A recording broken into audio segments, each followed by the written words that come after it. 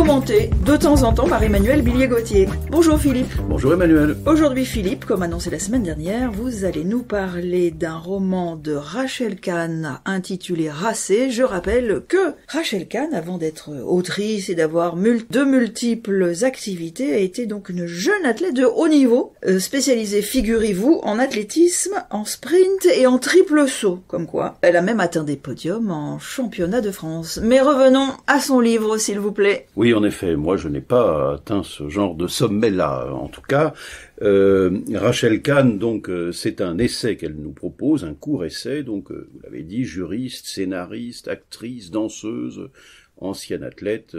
Rachel Kahn écrit aussi des livres. Et le dernier, paru, Racé, constitue un précieux antidote pour contrer l'ère du temps identitaire. Séparer ou réparer? Il existe des mots qui séparent et d'autres qui réparent.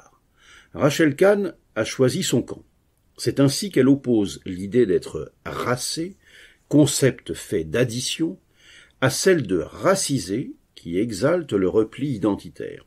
Noire, gambienne, d'origine musulmane et catholique par son père, blanche, juive et française par sa mère, elle refuse d'accompagner le tenant d'un essentialisme identitaire, comme elle le dit, et voit par exemple en la polémiste Rokhaya Diallo une pyromane qui simplifie le monde et lave le cerveau d'une jeunesse racée. Fin de citation. De la même manière, elle incrimine les indigénistes dont, dit-elle, la méthode est simple. Lutter contre les discriminations par la discrimination, en répertoriant les catégories de Français d'un point de vue racial, qualifiant cette mission d'inspiration ségrégationniste. Elle pourfend tout autant un autre mot qui sépare, l'intersectionnalité dont le fonds de commerce repose selon elle sur la concurrence des douleurs.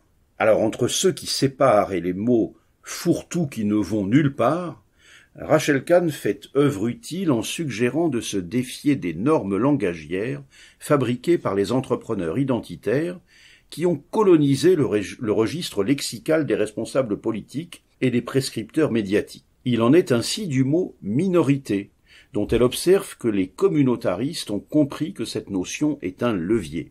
Affirmer son appartenance à une minorité, dit-elle, a vocation à se couper du reste de la population et d'en jouir. Et elle relève judicieusement que face à ces minorités dominatrices, on se tait. La mise à mal de la liberté d'expression est le signe que ces lobbies sont d'une puissance inouïe, ajoute-t-elle.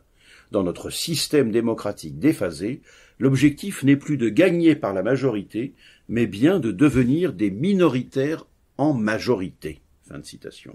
Mais dites-moi Philippe, Rachel Kahn s'est intéressée énormément à la signification des mots. Oui, en effet. Alors, prenons des exemples aux États-Unis, sachant qu'ils préfigurent souvent ce qui advient en France peu après, Rachel Kahn affirme que nos élus n'arrivent plus à nous préserver des tensions identitaires. Pire même, certains prospèrent sur cette vision de la société, tandis que d'autres encore, accros aux éléments de langage, nous dit-elle, n'arrivent plus ni à se faire entendre, ni à contrer les pires idéologies. Fin de citation.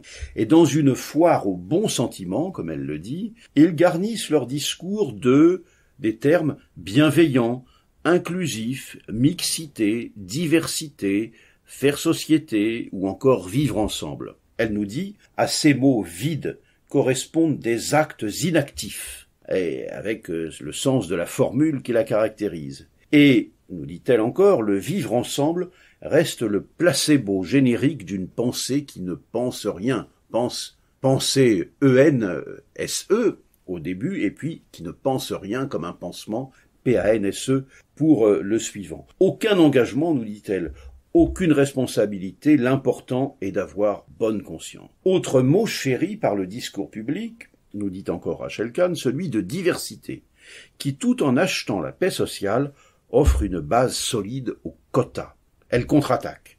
Nous avons effacé la race, mais nous avons gagné un mot qui ment en l'avouant dans le même temps. Décidément, la reconquête sémantique reste un chantier à entreprendre, tant les zélateurs de l'identité ont en quelques années réussi à imposer leur approche toxique. L'injonction de nous réduire en mettant nos intimités au diapason d'une couleur de peau, d'un nom, d'une religion, d'un territoire pour rentrer dans la case diversité ou dans des réunions non mixtes est une ingérence autant qu'une colonisation de nos êtres, accuse encore Rachel Kahn. Elle condamne aussi l'expression « minorité visible », qui, selon elle, fait croire que l'existence n'est réduite qu'à la partie clinquante de l'iceberg, et qui correspond finalement bien aux normes dominantes d'une société où le paraître domine, louant la superficialité et bannissant l'intimité. Alors au-delà de ce qui pourrait sembler une simple